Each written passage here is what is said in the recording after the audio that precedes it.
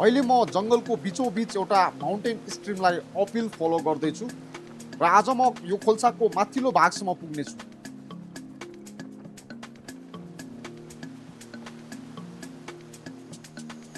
आज मौसम एकदम सफा छ, तर भरोसा भने छैन।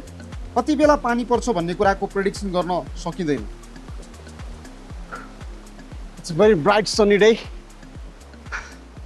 Humidity is very high. केही हप्तादेखि निरन्तर भएको वर्षाले ट्रेल पुरै बगाएको छ। यस्तो जङ्गल क्यानोपीमा प्राय फ्लास फ्लडको खतरा धेरै रहन्छ। Nepal suffers significantly from monsoon disasters with flash flood across the country. 2025 को डाटा हेर्ने हो भने गत साल मात्र 60 death were reported.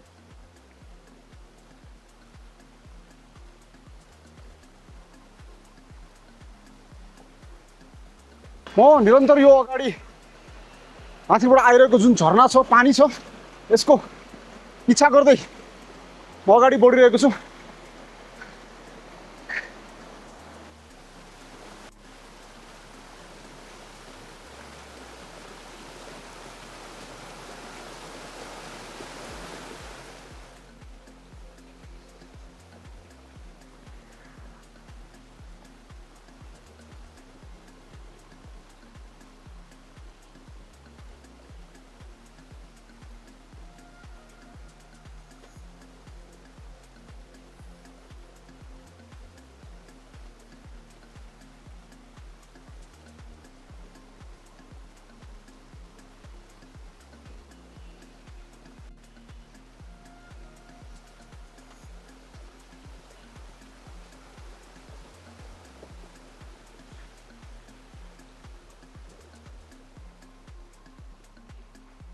All these rocks are brought by flash flood this monsoon.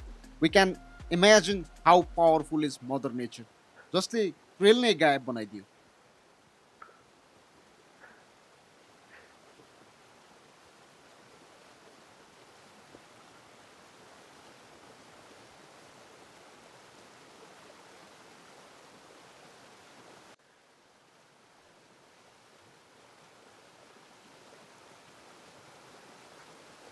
Are so slippery.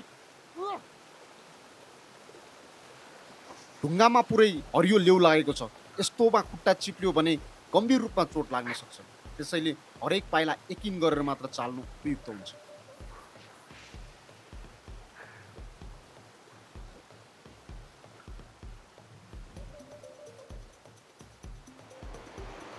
It's getting very risky.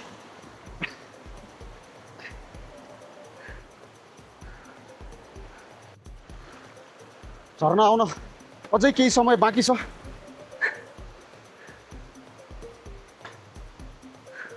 बाटो भन्ने चिज कतै पनि छैन। बाटो सबै पानीले ढाकेको छ। पहिला पहिला यहाँनिर एउटा ट्रेल हुने गर्थ्यो। यो जुन ट्रेल हुँदै चाहिँ यो माथि एउटा झरना छ, त्यो झरनासम्म मान्छेहरू पुग्ने गर्थे। अहिले चाहिँ पानीले गर्दाखेरि ट्रेल नै रहेनछ। सब ट्रेलमा पानी दौडिरहेछ।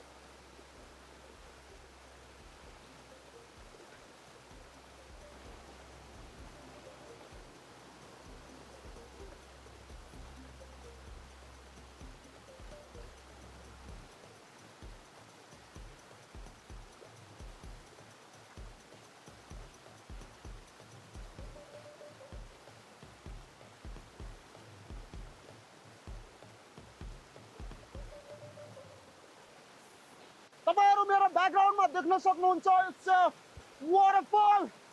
एन्ड यो वाटरफल चाहिँ हिजो अस्ति यस्तो हुँदैन थियो।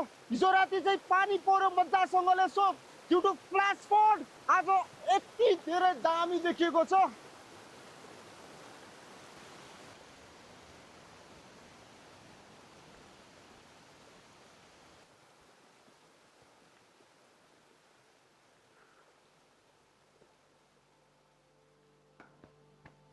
अब एक अन्तिम चढाइ, तर निकै खतरा कदम। चिप्लो र खुकुला ढुङ्गाहरूले बाटो निकै अप्ठ्यारो बनाएको छ।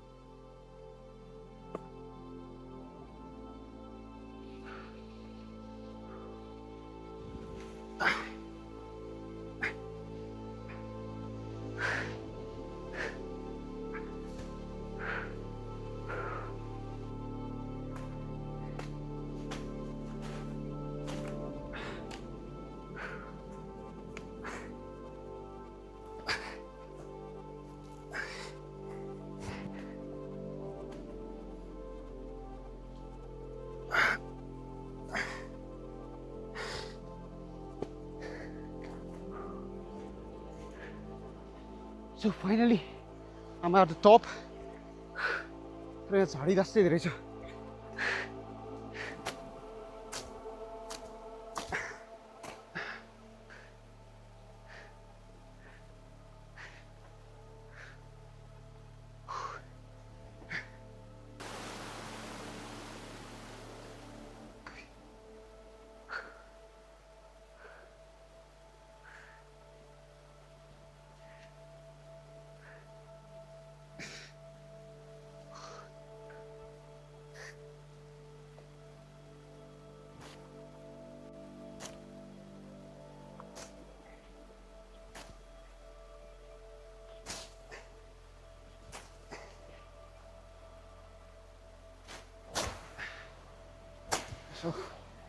पहिला म यसलाई क्लियर गर्छु अनि त्यसपछि मात्रै आगो बाल्न तयारी गर्छु। मलाई थाहा छैन आगो बल्छ कि बल्दैन भनेर। आज मैले आगो बाल्न सक्छु भन्ने मलाई अलिअलि लागेको छ, किनभने मसँग एल्युमिनियम फोइल छ। त्यो एल्युमिनियम फोइललाई चाहिँ म एज अ बेस युज गर्छु तल, सो द्याट माथिको हिट चाहिँ त्यो तलको ड्याम जुन चिसो छ त्यसले चाहिँ आगोलाई असर नगरोस्, चिसो नगरोस्। I found something special. So let me. Okay. It's a red crab. It's a mud crab. It can be eaten, but we need to cook it first. म यो खोलालाई पछाउँदै पछाउँदै यहाँसम्म आइसकेको छु हैन। अब यहाँभन्दा मास्तिर जानु चाहिँ सायदै बुद्धिमानी नहोला, किनभने way is very steep अनि it's going to rain very soon. त्यस कारणले गर्दाखेरि I can be victim of flash flood. यो एरियामा धेरै नै फ्ल्यास फ्लड आउँछ। हिजो नै पनि यहाँनिर एकदमै हेभी रेन भएको थियो। त्यस कारणले गर्दाखेरि अहिले पानीको बहाव एकदमै बढेको छ। त्यो भएर चाहिँ म योभन्दा अगाडि चाहिँ बढ्दिनँ।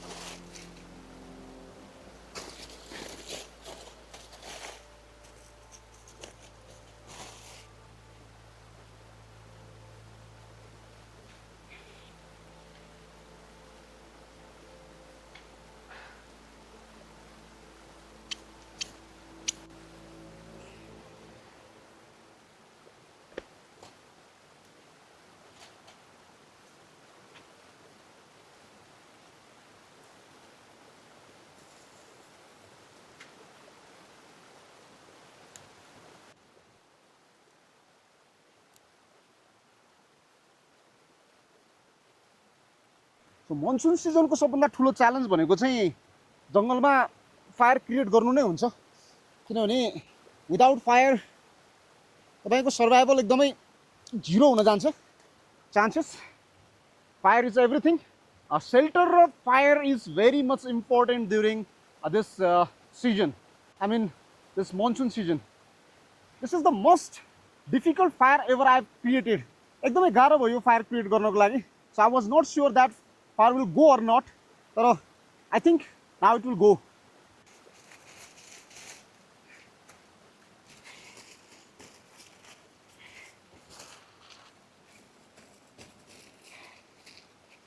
यो चाहिँ chocolate जस्तै भएको छ हैन। So it's a milk chocolate and I'm going to place it over the fire.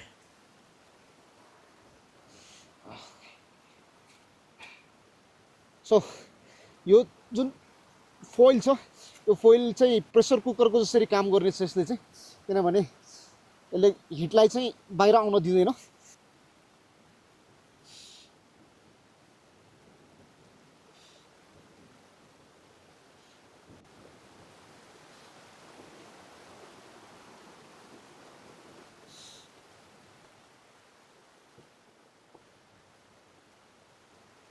Guys, unfortunately it has started rain. Before it rains heavily, let me take out my raincoat. वाइल्डरनेसमा मौसम कहिले पनि हामीले सोचे जस्तो र देखे जस्तो हुँदैन. Things happen so quickly. केही घन्टा अगाडि चर्को घाम लागिरहेको थियो भने अहिले पानी पर्न लागिरहेछ.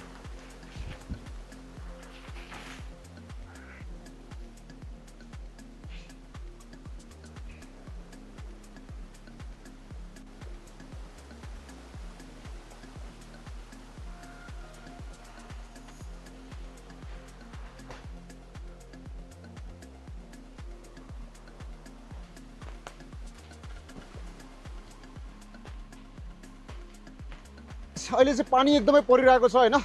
So I am stranded in this forest. Luckily मैले चाहिँ आज एउटा ट्र्याप लिएर आएको थिएँ. त्यस कारणले गर्दाखेरि मात्रै मलाई सजिलो भयो.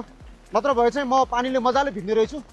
मेरो सामानहरू यता राखेको छु र यहाँ आगो चाहिँ स्टिल बलिरहेको छ हैन. मैले पहिला एल्युमिनियम फोइलमा बालेर चाहिँ एकदमै राम्रो काम गरेछु हैन. मेरो फायरलाई चाहिँ मैले अहिलेसम्म जोगाइराख्न सकेको छु. Amber is still visible.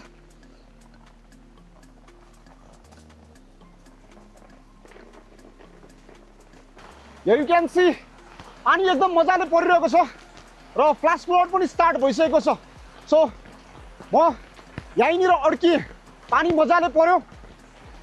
अब सायद पानी नरोकिकन यो ठाउँबाट निस्किनु असम्भवै हुन्छ. त्यो पनि फ्ल्यास फ्लड आएन भने.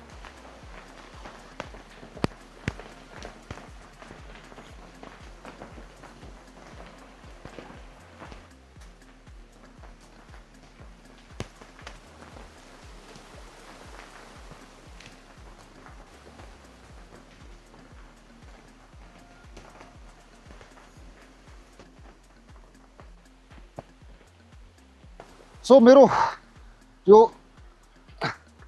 मिट क्यान्डी चाहिँ पाक्न लागिसकेको छ हैन. सो सायद पाकि पनि सकेको छ होला. Let me check. आता. So it looks like this. यो एल्युमिनियम फोइल हो र यसमा चाहिँ मैले मिट ऱ्याप गरेको थिएँ. अब कस्तो भएछ हेरौँ.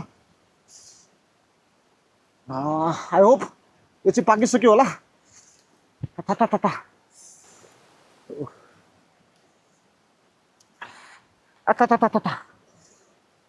Look at this. यो चाहिँ पाकिसकेको छ. अब अलिअलि त्यो भित्रको चाहिँ डढे छ पनि हैन. So I think it's properly cooked.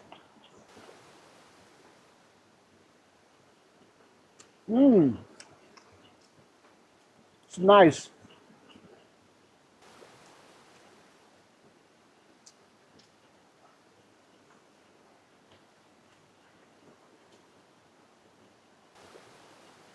Perfectly पाकेको छ.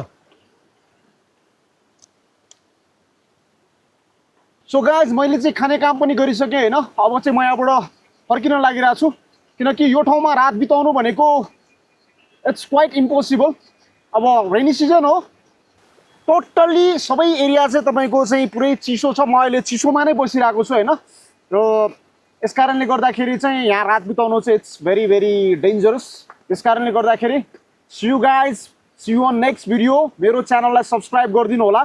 अब आउने भिडियो चाहिँ कस्तो खालको भिडियो तपाईहरु चाहनुहुन्छ प्लिज कमेन्ट डाउन है साथीहरु. जय नेपाल. See you.